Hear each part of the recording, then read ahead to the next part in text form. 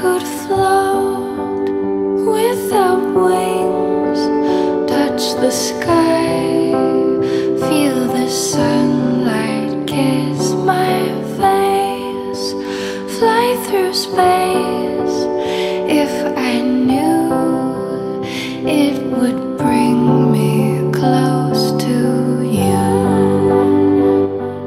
Bonjour tout le monde, j'espère que vous allez bien, que vous êtes en pleine forme en ce dimanche plus ou moins ensoleillé pour nous. Beau ciel bleu, je vous ai fait montrer, hein, et beau soleil ce matin. Greg est parti au potager, il est 11h, bref, presque, il est 11h moins 5. Il est parti au potager, il profite du beau temps et il a bien raison. Nous aujourd'hui, je pense ça va être une journée très tranquille à la maison. On a eu un week-end assez chargé, enfin un samedi assez chargé. C'est vrai que je vous ai pas beaucoup filmé, enfin sur Insta, pas beaucoup partagé. J'ai partagé beaucoup de vendredi et en fait après j'ai un peu décroché samedi après-midi parce que ça a été un petit peu la course. En fait j'avais commandé un livre au furet, je vais vous le montrer après, et on avait embarqué les enfants. Stacy elle voulait en même temps un livre aussi et j'avais embarqué Angel parce que ensuite après on voulait passer chez mes parents et on s'est dit on va pas faire l'aller-retour, et je me suis dit peut-être que ça lui donnera envie aussi d'avoir un livre, parce qu'Angel il faut savoir c'est qu'il est pas, enfin comme beaucoup de garçons je pense, hein, beaucoup de garçons de son âge, il est pas très lecteur. Tout ce qu'il aime c'est les BD quoi, en fait, voilà, les livres qu'on lit vite mais pas avec beaucoup d'images, enfin pas avec beaucoup de texte quoi, en fait, voilà. Quand il lit c'est par obligation avec l'école, mais autrement voilà, il pourrait s'en passer. Mais je ne désespère pas, hein. Il suffit de trouver le petit livre qui fait que... Donc du coup je lui ai dit, bah regarde pour toi au cas où dans le magasin. Et il est revenu avec un livre. Mais je vous dis pas ma tête quand il est revenu avec le livre quoi, en fait. Parce que c'était pas la BD. Je vais vous montrer. Il est là. Je l'ai mis pour qu'il le monte. Vous avez vu le livre? Alors je vous jure que quand vous avez un gamin qui lit pas, qui vous ramène un livre comme ça, et qui dit ben j'aimerais bien celui-là. T'es sûre Angel? Tu es sûre? T'as vu comment il est gros? Hein? Et puis si je l'achète, il faut que tu me lises quoi, en fait. Hein, il y a plus de 600 pages quoi. Ça aurait été Stacy, ça m'aurait pas étonné, j'aurais pris sans souci, machin et tout. Hein, mais Angel, bon, franchement j'étais vraiment étonnée et agréablement surprise quoi, en fait. Alors je connais pas le livre, hein, je sais pas du tout, mais du coup je lui ai dit oui vas-y prends-le. Alors il fait quand même 20 €, mais alors je lui ai dit tu es sûre que tu vas le lire, hein, parce que hein, alors je m'en fous hein, en soi de claquer 20-30 pour un bouquin, parce que pour moi c'est plutôt un investissement les livres, mais je veux pas qu'il reste sur l'armoire, enfin sur la table de nuit en déco quoi, en fait. Donc il m'a dit non promis je vais le lire. Alors en fait à ce que j'ai pu comprendre, alors je vais vous lire le derrière, c'est les humains apprennent de leurs erreurs, pas moi, je ne commets jamais d'erreur. Le Thunberhirt, c'est un mot anglais, hein, désolé. L'intelligence artificielle qui gouverne le monde a interdiction de se mêler des affaires de la communauté des faucheurs. Il ne peut qu'observer et il n'aime pas du tout ce qu'il voit. En fait, il écrit que c'est un véritable best-seller aux États-Unis et qu'il y a un deuxième tome qui est en train de se faire. Alors, il m'a dit qu'il avait vu sur Insta, enfin sur Facebook, il y en avait qui en parlaient, qui avaient l'air d'être bien. Donc voilà, je lui ai dit, ben prends chérie. Voilà, en même temps on a repris un livre pour Kim, elle en avait besoin pour le bac français, et Stacy elle s'est pris un livre aussi, mais je pense qu'elle l'a déjà monté. En fait elle est en train de refaire une nouvelle série de livres, c'est un livre d'aventure. Je vais lui demander qu'elle le descende, on sait jamais, ça peut donner des idées pour vous. Alors le livre, comme je vous dis, c'est une série, là, donc là c'est le deuxième, c'est celui-là. Alors c'est le retour de Percy Jackson. Alors ils ont fait un film ou une série comme ça aussi. C'est un film hein, chérie, logiquement? Ouais c'est un film. Ouais. Et en fait elle les aime bien. Donc là c'est le 2. On lui avait acheté le premier. Souvent je lui dis regarde s'il n'y a pas autre chose qui te plaît, ou des choses comme ça qui te donnent envie. Et elle, du coup on avait acheté le premier juste pour qu'elle teste en fait. Et elle a bien accroché. Donc c'est un truc d'aventure. Voilà, donc du coup ça c'est le deuxième. Alors c'est écrit vraiment tout petit par contre là, hein. Et il y a de quoi lire aussi, hein. Ouais, il y a plus de 500 pages aussi. Ouais, c'est l'équivalent du livre Angel quoi, en fait. Voilà. Hop, Donc ça c'est pour les loulous. Et donc du coup comme je vous ai dit, moi je m'étais commandé un livre pour moi. J'avais dû le commander parce qu'il n'avait pas en rayon la semaine dernière quand on avait été. Donc j'ai commandé un livre sur les IG, sur l'indice glycémique. Alors ils disent nouveau régime, mais c'est pas vraiment un régime, hein, c'est une façon de s'alimenter. C'est ce qu'ils disent en fait hein, derrière. Et en fait c'est une de vous qui m'avait parlé de cette façon de s'alimenter en indice glycémique bas, et je voulais en savoir un peu plus parce que ils disent que cette façon de s'alimenter a des bienfaits en fait sur la santé quoi en fait. C'est un peu comme en fait on sélectionne, comment vous expliquer, on sélectionne ses glucides quoi en fait. Voilà.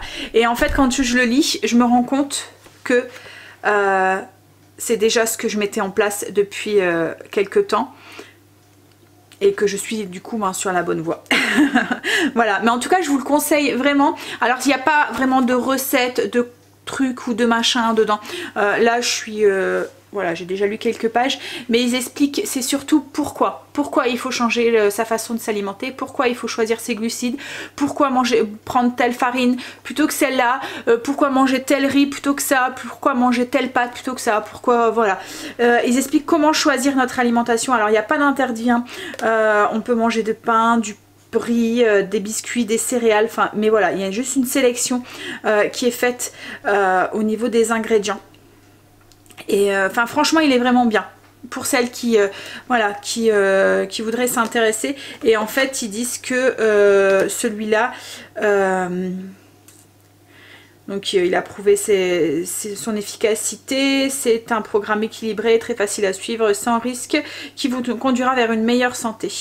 Ils disent qu'il est très bien pour les personnes qui sont diabétiques ou qui ont un risque de diabète, et aussi pour les personnes qui ont du cholestérol ou des choses comme ça, enfin les problèmes cardiovasculaires, voilà, enfin tous des trucs comme ça. Mais bref, donc oui, il est bien. Alors comme je vous dis, faut pas vous attendre, il y a quelques recettes hein, dedans, mais c'est pas un livre de recettes quoi en fait. C'est vraiment un livre qui nous explique, parce que voilà, il y en a quelques-unes dedans, voilà. Mais c'est vraiment le livre qui nous explique pourquoi choisir tel aliment plutôt qu'un autre, pourquoi choisir voilà, tel miel plutôt qu'un autre, comment ils ont fait pour créer les indices glycémiques, les répercussions qu'a quand on mange tel aliment et tel autre. Enfin voilà, il est intéressant. Et comme je vous dis, c'est pas que j'apprends quelque chose là pour l'instant, j'ai pas vraiment appris quoi que ce soit depuis que j'ai commencé à le lire, mais par contre ça me, voilà, comme je vous dis, ça me fait comprendre que je suis sur la bonne voie. Et que mes choix sont cohérents et bien quoi en fait. Voilà, donc voilà, je vous le conseille si vous faites attention à vos IG. Qu'est-ce que j'ai fait ce matin déjà? J'ai préparé mon pain, 2 pains. J'ai fait un pain au levain avec la farine d'épeautre. Donc par exemple vous voyez là ils disent que le pain au levain, comme je vous l'avais déjà dit hein, je pense qu'avec le levain en fait l'indice glycémique était beaucoup plus bas qu'avec un pain à la levure. Et en fait ils expliquent pourquoi, parce qu'en fait c'est dans un milieu acide, le pain au levain est un petit peu plus acide, et en fait ils expliquent que l'acidité fait baisser l'indice glycémique de la farine en fait, du plat. Et puis qu'en plus ils expliquent pourquoi utiliser plutôt une autre farine plutôt que la farine de blé traditionnelle en fait, parce que c'est un blé qui a été transformé, etc., etc. En fait cette façon de s'alimenter, parce que enfin ce régime, c'est vrai que c'est un régime parce que le régime c'est une nouvelle façon de s'alimenter plus ou moins, en fait ils expliquent pourquoi on doit arrêter de manger industriel quoi en fait. Et c'est surtout ça en fait ils disent vraiment que c'est l'industrie en fait qui nous a rendu malades quoi en fait. Voilà, clairement. Bref, donc j'arrête de parler de ça. Donc du coup, parce que je sais que certaines ça les intéresse pas du tout, donc et je le comprends hein. Donc du coup j'ai fait un pain au levain à la farine d'épeautre avec un peu de son dedans, du son de blé et puis un peu de graines de lin. Voilà, et j'ai préparé aussi mon pain traditionnel que Chérie prend le matin pour déjeuner à la place de sa gaufre.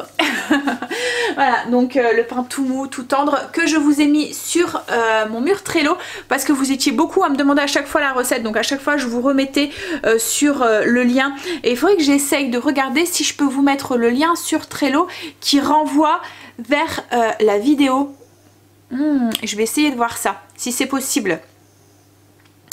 Mais je pense que c'est possible. Comme ça en fait vous aurez la recette et vous aurez le lien de la vidéo qui en parle, comme, qui sera... voilà, mais autrement voilà, vous retrouvez la recette sur Trello et je vais essayer de faire ça tout à l'heure. Je vais essayer de mettre la vidéo qui parle de la recette, sur laquelle je refais la recette avec vous. Ce pain est vraiment validé à la maison, hein. Franchement si vous ne l'avez pas encore testé, testez-le. Il est vraiment très très mou, très tendre, il reste plusieurs jours bien frais et tout. Ça ressemble un peu à une texture de brioche mais en pain quoi en fait. Ça fait un pain... comme un pain de mie mais encore plus tendre, plus mou. Enfin franchement il est vraiment top, il est vraiment très très bon. Au niveau du repas, aujourd'hui, ce midi je vais faire un poulet au miel et à la moutarde, des cuisses de poulet au miel et à la moutarde. Je vais accompagner ça avec des légumes rôtis au four, carottes, brocolis. Je pense aussi que je ferai peut-être un petit crumble en dessert, mais plus un dessert sur le coup de 4 heures quoi en fait. Voilà, avec des prunes ou des abricots, peut-être du potager que j'ai encore au congélateur. Et j'essaierai de faire du coup une pâte à crumble à IGBA. Et je voudrais aussi, mais ça je sais pas si je vais avoir le temps parce qu'on a un truc avec Greg. Je dois travailler un petit peu avec Greg sur un projet qu'on a. Enfin un projet. Voilà, on est en train de faire un... comment vous dire sans trop en dire, enfin c'est pas que ça n'a rien à voir avec la chaîne et tout, c'est dans notre vie personnelle privée quoi en fait, et en fait on doit monter tout un dossier et tout, et du coup je suis en train de faire ça et il faut qu'on fasse ça à deux quoi en fait cet après-midi, donc il faut que je prends un peu de temps là-dessus, donc je sais pas si j'aurai le temps, mais autrement j'aurais bien fait des pancakes IGBA pour les petits déjeuners de demain. Je verrai, je vais peut-être faire ça aussi, voilà. Et au niveau du repas de ce soir, ça va être un petit truc tranquille sur le pouce, comme à chaque fois, le dimanche. Donc voilà pour notre journée d'aujourd'hui. Et hier, oui, je vous ai pas dit, on a fini ensuite, donc on a été au furet, on a été chez mes parents, on a été chez mon oncle aussi. Je sais pas si vous faites ça, mais nous on doit aller souhaiter à nos aînés, entre guillemets, la bonne année courant du mois de janvier. Donc là il était plus que temps qu'on aille chez mon oncle et chez ma marraine, donc du coup c'est ce qu'on a fait. Et ensuite on a fini la journée, la soirée chez la sœur à Greg qui nous avait fait un bon repas. Voilà, donc du coup c'est pour ça que j'ai pas beaucoup partagé ma journée d'hier sur Insta. Par contre sur Insta je vous ai partagé aussi hier une recette du gâteau IGBA, le marbré, que j'ai refait du coup samedi et que j'ai réussi, voilà, en ayant la bonne texture et tout. Donc du coup je voulais partager aussi, elle est sur Trello aussi, alors je vous l'ai mis aussi sur Facebook aussi, hein. Alors quand je partage sur Insta, je partage aussi sur Facebook. Voilà, c'est relié. Donc même les stories ou quoi, si vous n'avez pas Insta, hein, vous pouvez les voir sur Facebook aussi si vous nous suivez sur Facebook. Voilà. Allez, je vais laisser papoter parce que là ça fait au moins 10 minutes, presque 9 minutes 12 que je vous parle. Donc sacrée intro. Je vais me faire un petit café parce que j'en ai besoin. On n'a pas été couché très tôt aujourd'hui, hier. Et puis ben, je vais m'attaquer au repas. Je vais d'abord ranger un petit peu la farine et tout que j'ai utilisé pour faire mes pains. Alors pour ce midi, donc, comme je vous ai dit, poulet sauce miel moutarde que j'ai un petit peu transformé. Enfin voilà, ça va pas être juste miel moutarde, il va y avoir plein d'épices à l'intérieur aussi, donc ça va être miel moutarde épicé. Et puis vous allez voir, je vais pas utiliser que de la moutarde, je vais utiliser de la Sabora. Alors je sais pas si vous connaissez la Sabora, c'est comme une moutarde mais avec des épices et des... enfin je dis que c'est comme une moutarde mais c'est pas vraiment comme une moutarde en fait, hein. C'est un condiment avec 11 épices et des aromates. Alors il y a des graines de moutarde dedans. Il y a des graines de moutarde blanches et brunes. Mais en fait en plus il y a de la cannelle, du piment de Cayenne, de la muscade, du curcuma, du clou de girofle, du céleri, de l'ail, de l'oignon, de l'estragon, du vinaigre de Malte et du miel aussi dedans. C'est trop bon si vous aimez les épices ou quoi, et ça parfume super bien et ça remplace aussi très très bien la moutarde. Voilà. Donc si vous en avez pas, que vous voulez pas en acheter, vous voulez pas goûter, vous pouvez utiliser que de la moutarde normale, hein. Voilà, vous remplacez la cuillère que je vais mettre par de la moutarde normale. Donc là ce que j'ai fait, c'est que j'ai haché un ail et enfin 2 gousses d'ail et un oignon, et je suis en train de le faire revenir pour le faire cuire dans un petit peu d'huile d'olive, une cuillère à soupe d'huile d'olive. Voilà. Donc je le fais cuire jusqu'à ce qu'il devienne translucide, parce qu'ensuite on va rajouter tous les autres ingrédients et on va le mixer pour avoir une sauce qui soit sans morceaux quoi, en fait. Voilà. Donc dans cette sauce on va rajouter du miel bien sûr, donc du miel d'acacia pour moi parce que c'est un miel à Egeba, c'est un des seuls miels à Egeba, du ketchup sans sucre. Alors je vais mettre un tout petit peu de purée de piment, donc moi c'est de la harissa comme ça en pot. Je vous ai déjà dit hein, celle-là, si vous aimez ce qui est pimenté ou enfin voilà, goûtez cette harissa là, c'est une tuerie, ça n'a rien à voir avec la harissa en tube en fait. On la trouve dans le rayon du monde, les épices du monde, mais rien à voir avec celle en tube. Celle en tube, il n'y a que le piquant je trouve, et il y a un petit goût de ferraille en fait dedans, enfin je sais pas si vous, enfin du tube je sais pas, enfin moi j'ai un palais qui est quand même assez développé et du coup je sens ce goût de tube dedans et je trouve qu'il n'y a que le piquant. Celle-là il y a le piquant mais il y a tout le parfum du piment, il y a tout le parfum de l'ail et tout. Au niveau de la compo elle est nickel, c'est juste piment, ail et de l'acide lactique et du sel, c'est tout. Oh là là, je suis encore une fois toute noire, voilà. Et mais franchement elle est trop bonne. Je vais régler parce que je pense qu'elle est mal réglée ma caméra. Donc ensuite on va avoir besoin de moutarde et de Savora, et au niveau des épices on va mettre du curcuma, du poivre et du sel, et je pense que je vous ai tout dit. Voilà, je vais regarder. Alors bien sûr je vous mettrai la recette sur Trello en barre d'infos si vous voulez la retrouver avec toutes les quantités et tout. Voilà, donc j'attends que mon ail, et on va bien sûr aussi avoir besoin de poulet aussi puisque c'est du poulet qui moutarde, miel, épicé. Donc j'attends que mon ail et mon oignon, je cherche pas forcément à le faire doré ou légèrement doré, mais c'est surtout pour qu'il soit cuit et qu'il se mixe correctement ensuite. Voilà, j'ai réglé ma caméra, c'est mieux. Donc une fois que l'ail et l'oignon est cuit, enfin comme je vous dis deviennent un peu translucides, et on cherche pas forcément la coloration hein, mais on cherche vraiment à le cuire, on va ajouter du coup le curcuma, le poivre et le sel. On va faire en sorte que tout soit bien enrobé. Continuer à cuire une trentaine de secondes. Et ensuite, on arrête la cuisson et on va ajouter les autres ingrédients. Alors, au niveau du curcuma, je vais mettre la moitié d'une, si je trouve, voilà, d'une cuillère à café de curcuma. On mélange, on fait cuire encore une trentaine de secondes et on arrête la cuisson. Alors une fois que c'est cuit, on enlève la casserole du feu et on ajoute les autres ingrédients. Alors là je suis en train d'ajouter 40 g de miel. Alors comme je vous ai dit moi c'est du miel d'acacia, mais vous pouvez mettre autre chose. Ensuite on va ajouter du ketchup sans sucre, donc 30 g.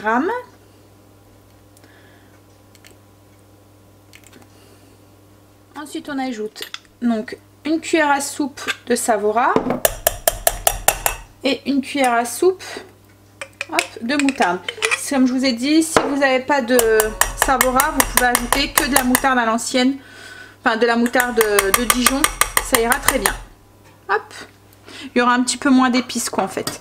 Et ensuite j'ajoute donc un petit peu de purée de piment ou d'harissa si vous voulez, enfin ce que vous avez. Alors vous voyez dans cette harissa là on a vraiment les petits morceaux, je sais pas si vous voyez, de piment. Voilà, les petites graines et tout, rien que quand vous ouvrez le pot, vous sentez le parfum en fait du piment et de tout ce qui est... voilà, ça, comme je vous dis ça n'a vraiment rien à voir avec l'harissa en tube. Hop, on ajoute donc en fonction du goût, moi je mets une demi-cuillère à café.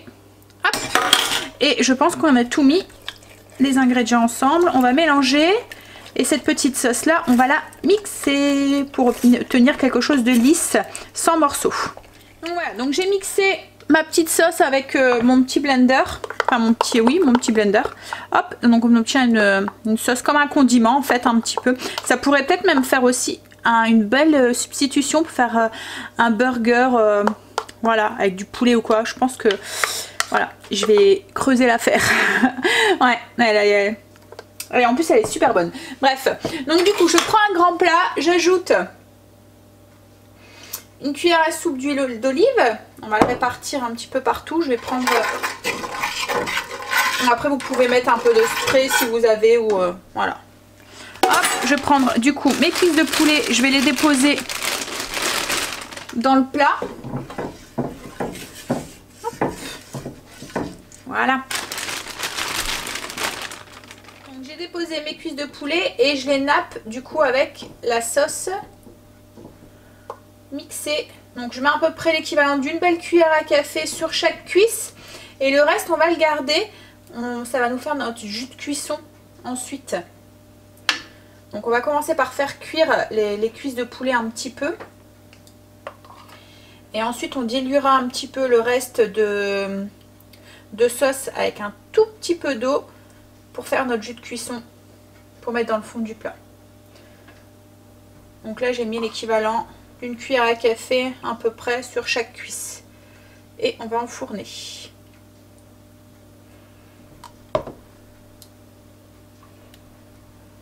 On va enfourner déjà pour une demi-heure. Et ensuite, comme je vous ai dit, on ajoutera pour faire notre petit jus de cuisson. Hop, c'est parti. Oh, il est lourd ce plat. Alors, avec les cuisses de poulet, je vais servir des légumes rôtis. Donc des choux de Bruxelles que j'ai coupés en deux. Des carottes que j'ai coupées en bâtonnets. Et j'ai mis 2 oignons aussi dedans. Je vais mettre 2 cuillères à soupe d'huile d'olive. Sel, poivre. Mélanger. Et ça va partir au four pendant 40 minutes à peu près en mélangeant entre deux. Voilà. Donc du coup notre repas est fini, presque fini. Voilà, j'ai tout mis sur une plaque. C'est joli les couleurs. Hein. La différence entre le vert pâle et la carotte. Allez, du coup je mets ça au four à côté de mon poulet. Donc ça commence à bien sentir bon là. Alors là j'ai mon poulet qui a la demi-heure de cuisson. La première demi-heure de cuisson. Donc j'ai dilué le restant de sauce avec 100 ml d'eau. Qui va s'évaporer au fur et à mesure de la cuisson. Hein. Hop, voilà. Et on va arroser du coup le poulet avec cette sauce. Et on va tout remettre, on va tout mettre dans le fond en fait. Ça va faire le petit jus de cuisson.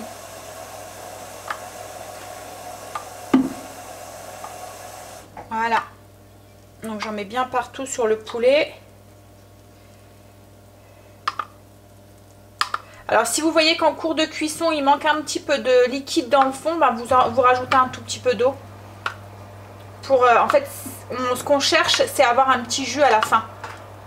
Qu'on va servir en accompagnement avec le poulet et les légumes rôtis. Donc voilà. Et vous n'hésitez pas, donc s'il n'y a pas assez de liquide dans le fond, d'ajouter un petit peu d'eau en plus. Voilà, pour avoir un petit jus de cuisson comme je vous ai dit. Et là ça repart au four pour une demi-heure jusqu'à ce que le poulet soit bien cuit et qu'on détache bien la viande de l'os. Alors vous voyez, hein, ça fait vraiment une sauce qui nappe le poulet, ça reste dessus en fait. Cette couleur jaune comme ça qui a donné le curcuma avec la moutarde Savora et tout. Et puis je vous dis pas l'odeur dans la maison. Hey, je suis encore en train de boire mon café et je vais ranger un petit peu ma cuisine, commencer à faire la petite vaisselle que j'ai. Souvent c'est ce que je fais. Voilà, je fais en sorte que ma cuisine soit toujours rangée et nickel pour avoir le moins de travail possible après le repas quoi en fait. Puisque après le repas on n'a qu'une envie, c'est de se poser et de plus bouger et de digérer tranquille. Même 6 mois après le repas, je vais sûrement préparer le crumble comme je vous ai dit. Pour le cuit, je vais vous montrer du coup ce que ça donne le poulet avec hop, Alexa stop, avec la petite sauce dans le fond et les légumes. Voilà, je vais servir à l'assiette et je vous montre ce que ça donne du coup dans l'assiette. Les petits légumes rôtis, le poulet et le petit jus de cuisson. On a fini de manger, c'était très bon. Ouais. Et la petite sauce qui va avec le poulet et tout, ouais, super bon. Et là en fait au niveau du sucré salé, voilà, c'était nickel. Greg n'a pas dit c'est trop sucré ou voilà. Et au niveau des épices c'est pareil. Il n'y avait pas le piment qui prenait le dessus, il n'y avait rien du tout. Voilà, c'était bien dosé. Sans m'envoyer de fleurs. Donc on y va. Je vais faire le crumble, comme je vous ai dit pour 4 heures. Je vais faire un crumble abricot. Donc du potager que j'avais mis au congélateur. Et je vais faire abricot amande parce que abricot amande ça va bien ensemble. Alors je vais partir sur ma recette de crumble que je fais d'habitude. Le seul truc c'est que je vais changer les farines. Je vais changer le sucre. Voilà. pour mettre des farines à Igeba. Donc d'habitude je mets 150 g de farine, 100 g de sucre, 100 g de beurre, 50 g de flocons d'avoine ou de poudre d'amande, enfin voilà, des choses comme ça. Je mixe tout jusqu'à ce qu'on ait une consistance un petit peu sableuse et ça nous fait notre pâte à crumble. Là du coup je vais mettre un mélange de farine de petit épeautre qui a un Igeba complète, de la farine de pois chiche pour apporter un petit peu de protéines, et je vais mettre un petit peu de son d'avoine parce qu'en fait le son d'avoine ça apporte des fibres qui sont bonnes pour la santé, mais en plus ça fait baisser l'indice glycémique du plat dans lequel c'est mis. Donc du coup voilà, je vais faire un mélange de tout ça, je vous mettrai toutes les infos en barre d'infos. Au niveau du beurre, donc je vais garder mes 100 g de beurre, et au niveau du sucre je vais tester du coup celui-là. Hop, c'est un sucre avec de l'érythérol dedans. Donc c'est un édulcorant naturel qui provient, alors si je dis pas de bêtises, je crois que ça provient des fruits. Je vais regarder avant de vous dire des bêtises. En fait, l'érythérol ça vient du coup des végétaux. En fait il est présent en petite quantité dans de nombreux fruits et légumes. Voilà, donc c'est comme je vous dis, c'est un sucre, c'est pas un truc qui est chimique en fait comme l'aspartame ou autre chose, c'est quelque chose qui vient d'un végétal comme la stevia un petit peu, ou comme le xylétol qui vient, lui c'est un sucre de bouleau qui vient de l'écorce de bouleau. Voilà, donc celui-là j'ai trouvé sur la marque Canderel, Sucarly, dans les grandes surfaces. Voilà, donc par contre celui-là, donc comme je vous l'ai dit, il n'y a pas de calories, et il faut mettre la moitié par rapport au sucre normal. Donc là dans ma recette c'est 100 g de sucre, du coup je vais mettre que 50 g de Sucarly, donc d'érythérol, et en fait il se présente un peu comme du sucre, ça fait des petits cristaux, un peu comme le sucre fin en fait, ça fait pas de la poudre blanche, vous voyez, comme le Canderel habituel, ou voilà, ça fait vraiment les tout petits cristaux, un peu comme le xylétol, c'est pareil, ça ressemble visuellement au sucre normal. Allez, on y va du coup pour la recette. Je mets tous les ingrédients Oh oui, je vous mets tous les ingrédients aussi en barre d'infos. Je pense que je vais la mettre sur Trello si j'ai le temps. Mais il y a du bruit, je suis désolée. Entre la télé, la machine à laver qui va, etc., je trouve que c'est bruyant à la maison. Est-ce que vous pouvez baisser la télé s'il vous plaît? Le pire c'est que je suppose qu'il n'y a personne qui la regarde. Stacy, elle est en train de regarder son écran. Et Greg, à mon avis, il est tombé dans les bras de Morphée. Je vais aller baisser le son. Et on en discute. J'apprécie lundi quand ça retourne au calme. Le week-end, il y a tout le temps du bruit partout et... Alors, du coup, comme ce que je vous disais, donc je vais mettre tous les ingrédients dans le bol du robot mixeur et je vais mixer jusqu'à ce qu'on obtienne une préparation un petit peu sableuse. Donc je vais faire un mélange au niveau de la farine, je vous ai dit tout ça, et je vous mets toutes les quantités en barre d'infos. Voilà, j'ai mis toutes les farines dans le bol du robot. Je vais ajouter de la poudre d'amande, donc 50 g de poudre d'amande. Le sucre, donc 100 g ou 50 g de sucre, enfin vous regardez sur l'emballage en fonction du sucre que vous utilisez. Au niveau des quantités que vous devez mettre, donc c'est l'équivalent de 100 g en fait de sucre. Donc là je vais mettre 50 g d'érythérol et là je vais ajouter, hop, du coup 100 g de beurre.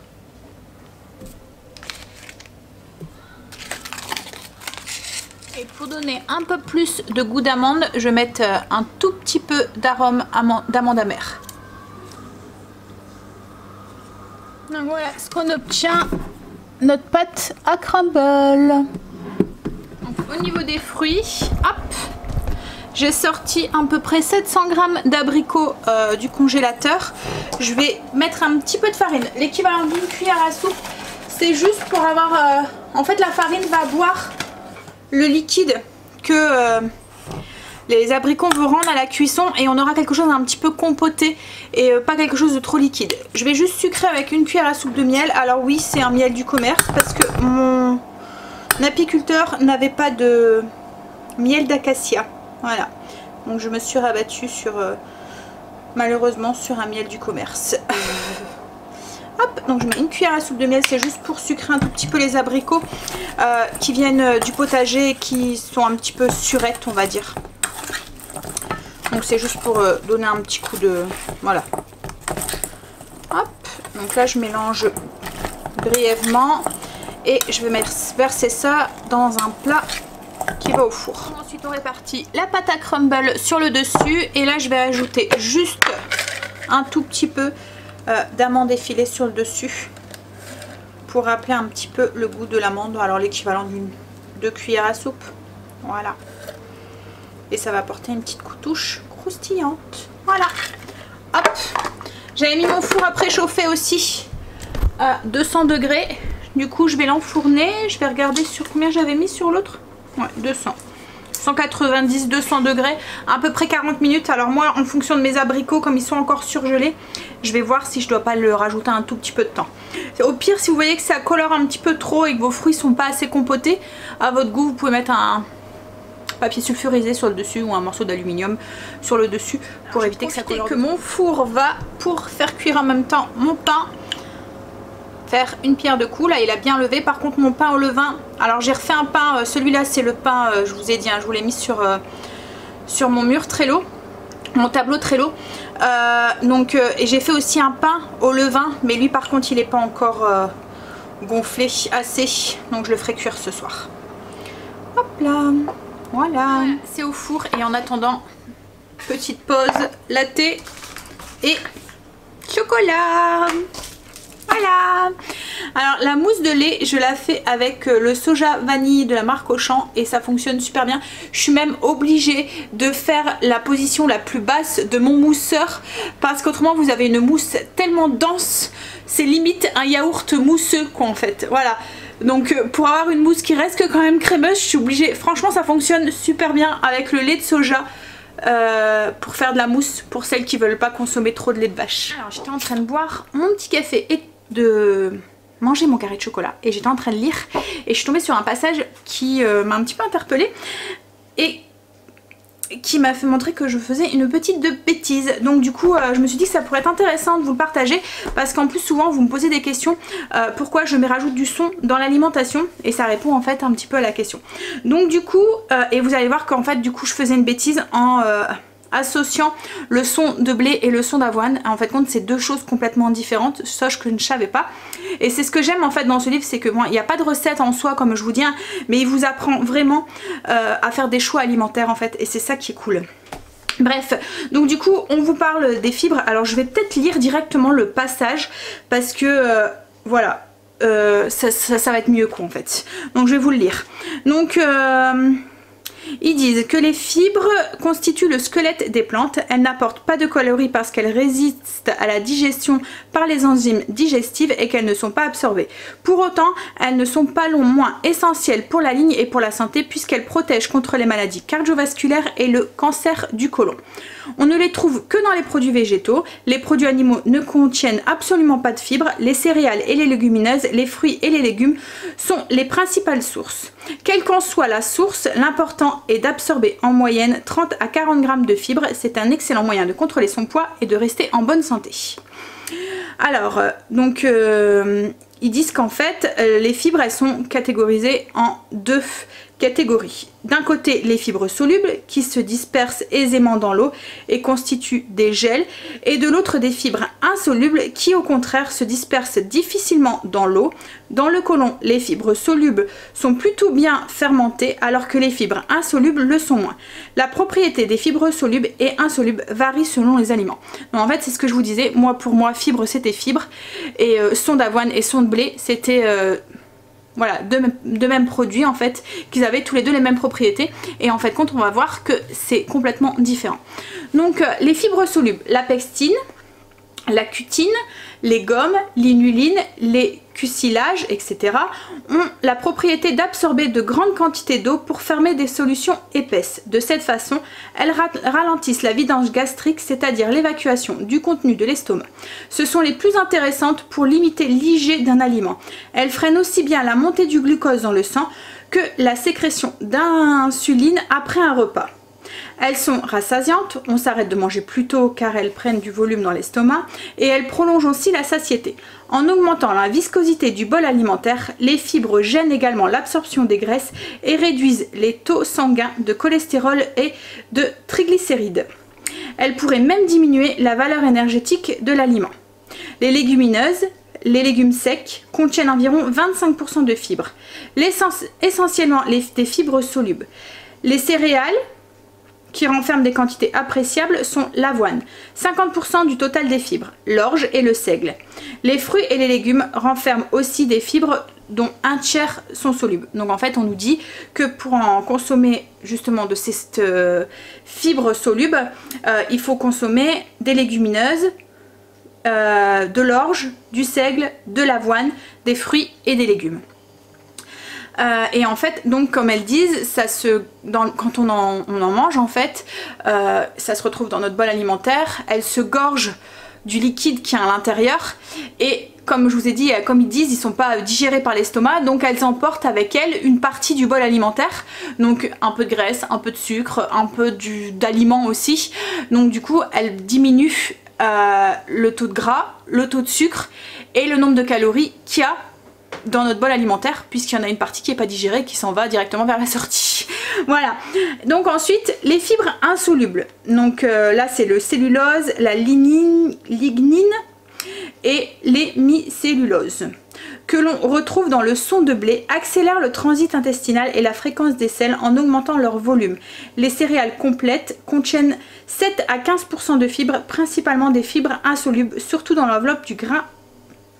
Le blé renferme très peu de fibres solubles et c'est la raison pour laquelle le pain complet et le pain blanc ont des GG très proches. Voilà, donc c'est pour ça en fait qu'ils nous disent de moins consommer de blé et plus de pain de seigle avec de l'orge ou du fin, enfin voilà, autre chose que le blé quoi en fait, parce qu'en fait c'est plutôt des fibres insolubles qui eux joue juste sur le transit en fait, voilà. Et en fait moi c'était la confusion que je faisais, donc du coup j'utiliserai principalement du son d'avoine à partir de maintenant. Voilà, comme je vous dis, hein, dites-moi si ça vous intéresse quand je tombe sur des passages comme ça qui peuvent être intéressants, que je vous les partage aussi, mais franchement il est vraiment bien, donc si ça vous intéresse, même si vous n'êtes pas, en fait ils disent, hein, c'est vraiment pas un régime ou quoi que ce soit, hein, c'est alors, en fait, ils disent que les chercheurs conseillent, même si vous n'avez pas de poids à perdre, en fait, ils disent qu'il est recommandé pour toute la famille, même pour les enfants. C'est juste une façon de s'alimenter qui est différente. Et en fait, ça revient à l'alimentation de nos ancêtres avant l'industrialisation, en fait, cette façon de s'alimenter. Donc, c'est vraiment, en fait, ce que je veux mettre en place et tout. Donc, c'est vraiment intéressant. Le bouquin est vraiment intéressant. Voilà, je vais regarder dans le four parce que ça commence à bien sentir mon pain. Et la dernière fois je vous disais que pour le dorer, pour économiser un œuf en fait, voilà, enfin pour pas le jeter parce que souvent on utilise là, un tout petit peu d'œuf et puis le reste on le met à la poubelle. Donc pour éviter ça, j'utilise du lait. Mais vous voyez quand on met juste une couche de lait, il est doré mais sans plus quoi en fait. Donc dès qu'il sort, enfin il est brillant mais sans plus. Dès qu'il sort du four, je reprends mon pinceau avec le lait que j'ai mis au-dessus et je rebadigeonne tout de suite mon pain. Donc avec la chaleur, le lait qu'on met dessus va s'évaporer, mais il va rester le petit brillant qu'il y a dessus. Et le pain est aussi brillant que si on aurait mis du jaune d'œuf quoi en fait. Voilà.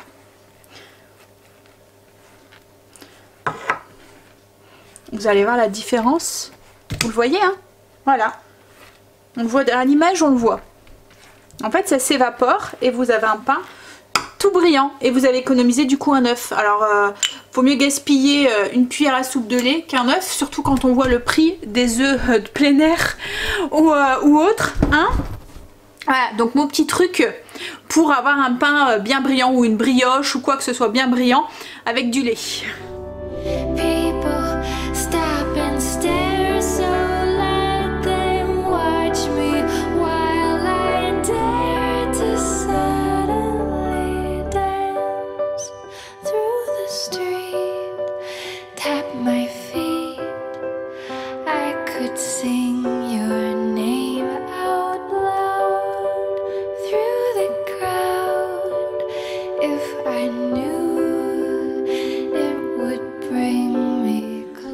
Je vous aurais pas pris de l'après-midi. En fait tout ce qu'on a fait avec Greg ça nous a pris beaucoup plus de temps qu'on ne le pensait.